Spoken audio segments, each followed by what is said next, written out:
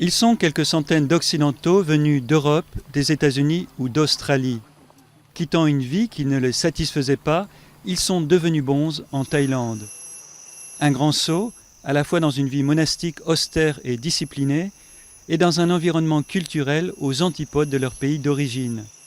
Pra Asoko, originaire de Suisse, a été ordonné il y a 10 ans.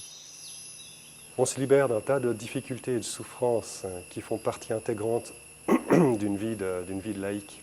Il y a des difficultés, il y a des sacrifices à faire, mais ce sont des choses qui font partie du choix, et puis ça porte des fruits qui éclipsent les inconvénients et les difficultés.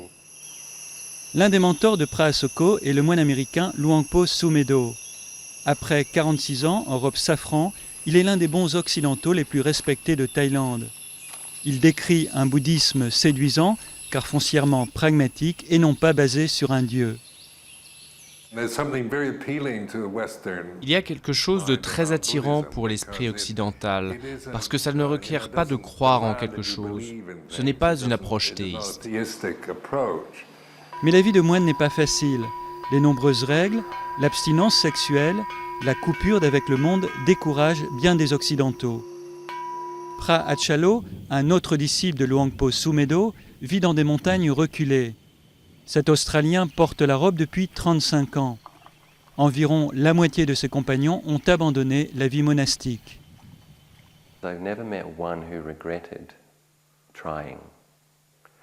Je n'ai jamais rencontré qui que ce soit ayant regretté d'avoir essayé.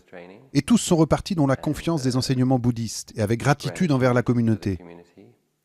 Ils partent heureux d'avoir tenté l'expérience. La plupart du temps, ils s'en vont parce que c'est trop difficile pour eux. Ces étrangers ont trouvé en Thaïlande une forme de bien-être, bien loin de la majorité des voyageurs qui viennent le chercher sous les cocotiers, dans les eaux turquoises et les plages idylliques qui font la réputation de ce paradis du tourisme.